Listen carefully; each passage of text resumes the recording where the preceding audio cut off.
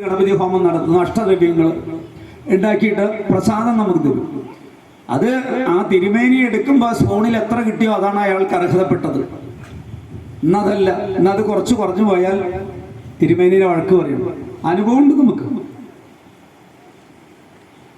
സത്യത്തിൽ പറഞ്ഞാൽ അതൊരു അരസ്പൂണ് ഒക്കെ കഴിക്കാൻ പാടുള്ളൂ. അതിന്റെ കാരണം എന്താന്ന് പറഞ്ഞാൽ അത് വലിയൊരു ഔഷധമാണ് ഈ അഷ്ടദ്രവ്യം എന്ന് പറയുന്നത്. അതിൽ നാളികേരം വറുത്തെടുക്കുക, നെയ്യിൽ വറുത്തെടുക്കണം.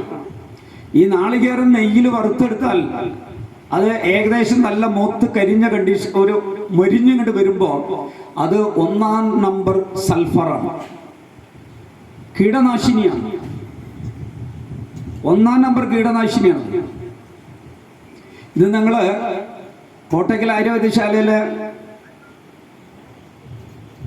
അവിടുത്തെ ഏറ്റവും മുതിർന്ന ഡോക്ടറായിട്ടുള്ള അദ്ദേഹത്തിനോടൊക്കെ ചോദിച്ചാൽ അദ്ദേഹമൊക്കെ പറഞ്ഞു തരും അതിന്റെ ഗുണമൊക്കെ. അപ്പൊ മനുഷ്യന് ദോഷം വരുത്താത്ത, സൈഡ് എഫക്റ്റ് ഇല്ലാത്ത ഒരു കീടനാശിനിയാണ്.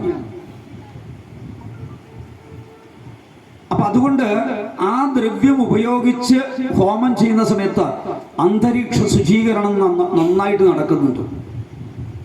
അതാണ് ഒരു വീട്ടിൽ കൂടലിന് നമ്മൾ ഒരു കർമ്മങ്ങളും എല്ലാം നിശ്ചയിച്ചിട്ടുള്ളത്. എന്താ നിശ്ചയിച്ചിട്ടുള്ളത്? ഗണപതി ഹോമമാണ് ആദ്യം നിശ്ചയിച്ചിട്ടുള്ളത്. അവിടെ എന്താ കാരണം? അവിടെ അനവധി വർഷങ്ങളായിട്ട് ഒഴിഞ്ഞു കിടക്കുന്ന ഒരു ഭൂമി, ധാരാളം നെഗറ്റീവ്സ് ഉണ്ടാവും അവിടെ. അതേപോലെ തന്നെ അവിടെ കെമിക്കൽ ഉപയോഗിച്ചുകൊണ്ടാണ് നമ്മൾ വലിയൊരു വീട് നിർമ്മിക്കുന്നത്. അതേപോലെ വീട് നിർമ്മിക്കുന്ന ആളുകളുടെ പ്രവൃത്തി തന്നെ നെഗറ്റീവായിട്ടുള്ള പല പ്രവൃത്തികളും അവരവിടെ വെച്ച് ചെയ്യും. അതൊക്കെ വീട് നിർമ്മാണത്തിൽ നടക്കുന്നതാണ്, സ്വാഭാവികമാണ്. കാരണം അജ്ഞരായിട്ടുള്ള ആളുകളാണ് ഇതൊക്കെ ചെയ്യുന്നത്.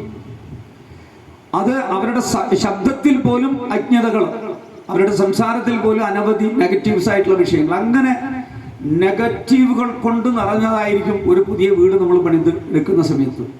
അപ്പൊ അവിടെയുള്ള ആ നെഗറ്റീവ് മുഴുവൻ ഇല്ലായ്മാക്കാൻ വേണ്ടി ഒന്നും ചെയ്യേണ്ട ആവശ്യമില്ല, ഒരു ഗണപതി ഹോമം ചെയ്താൽ.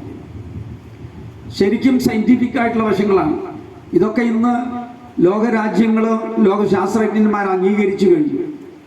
വെറുതെ പറയുന്നതല്ല. 2-2.5 വർഷങ്ങൾക്ക് മുമ്പ് സൗദി അറേബ്യയില് അവരുടെ ഒരു റിസർച്ച് സെന്റർ പണിയുണ്ടായി, ഒരു ശാസ്ത്ര ലോകത്തിന് വേണ്ടിയിട്ട്. അപ്പൊ അതിന്റെ ഉദ്ഘാടനത്തിന് അവരെന്താ ചെയ്തതെന്ന് അറിയുമോ? അവിടെ ഗണപതി ഹോമമാണ് നടത്തിയത്. കേരളത്തിൽ നിന്ന് തിരുമേനിമാരെ കൊണ്ടുപോയിട്ടാണ് നടത്തിയത്. കാരണം ശാസ്ത്ര ലോകം ഇപ്പൊ ഒരു മിസൈൽ വിടുമ്പോൾ പോലും ഗണപതി ഹോമം നടത്തിയിട്ടാണ് മിസൈൽ വിടുന്നത്. ഇപ്പൊ അങ്ങനെ വിടാൻ തുടങ്ങിയതൊക്കെ വിജയിക്കുന്നുണ്ട്. ഗണപതി ഹോമൊക്കെ നടത്തിയിട്ട് അത് വിജയിക്കുന്നുണ്ട്. അപ്പൊ ഇതൊക്കെ ആയിരക്കണക്കിന് വർഷങ്ങൾക്ക് മുമ്പ് ഇതിൻ്റെയൊക്കെ പുറകില് ചില ശാസ്ത്ര സത്യങ്ങൾ അവർ ഒളിപ്പിച്ചു വെച്ചിട്ടുണ്ട്.